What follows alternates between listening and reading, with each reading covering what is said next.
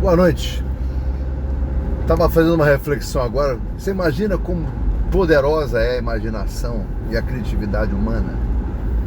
E como sonhar é uma coisa importante? Você vê, quando você pensa nos grandes poetas da antiguidade, nos grandes filósofos, né, pessoas que foram consideradas o pai da psicanálise, como Platão, e antes de Platão, Homero, que escreveu Ilíada e uma outra obra que eu não lembro o nome,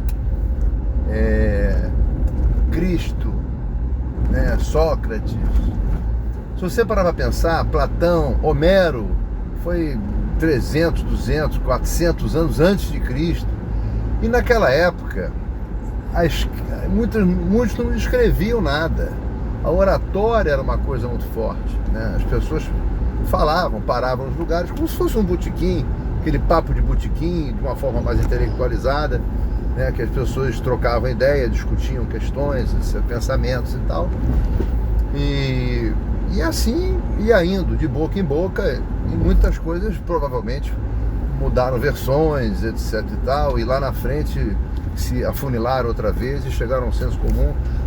Mas é engraçado esse tipo de associação, né, da imaginação humana, do poder da imaginação humana, né?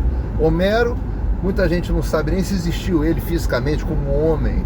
Muita gente supõe até que fosse uma escola onde naquela época poetas se reuniam e trocavam ideias, e discutiam ideias, e etc e tal, né?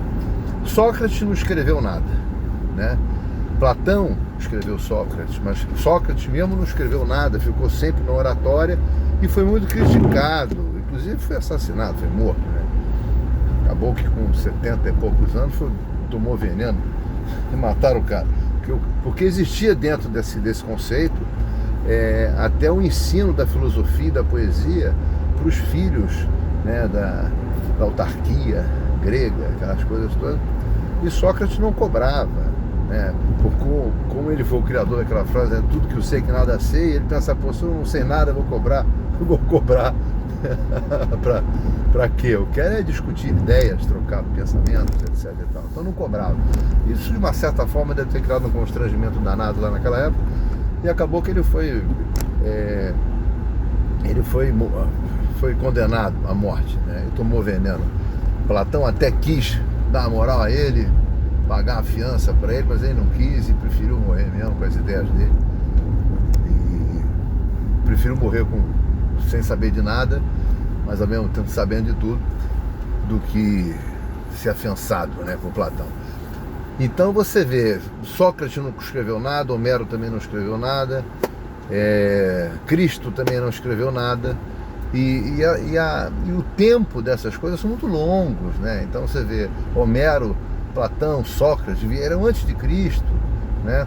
As primeiras coisas escritas de Jesus Cristo vieram 100 anos, cento e tantos anos depois de Cristo.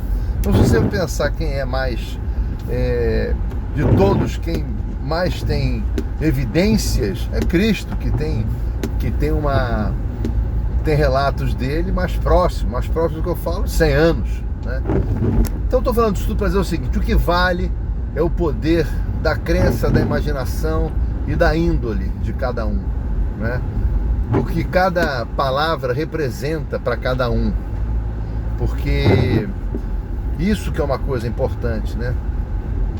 Porque é por isso que eu estou falando isso, porque olha o que a gente é capaz de fazer com o poder da nossa imaginação, com o poder da nossa criatividade, com o poder de realizar o intangível. Isso é fantástico, isso é maravilhoso. O ser humano é uma obra divina, né? Como diria o mestre João Alberto Barreto, é uma obra divina, porque você consegue tornar realidade, criar uma experiência, um momento de vivência, numa experiência, quando você verbaliza aquilo. E quando você verbaliza, é impressionante que tudo que você sonha e verbaliza, você acaba sendo capaz de realizar, né?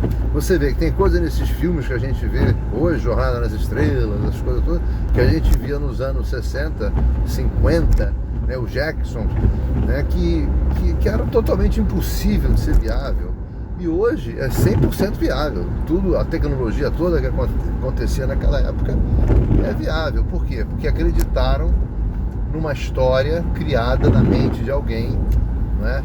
E essa história foi verbalizada, foi escrita e se concretizou. Isso é uma coisa fantástica, né? Então pensem sobre isso, porque vale a pena esse entendimento, porque já que o pensamento tem toda essa força, que tenhamos sempre pensamentos positivos,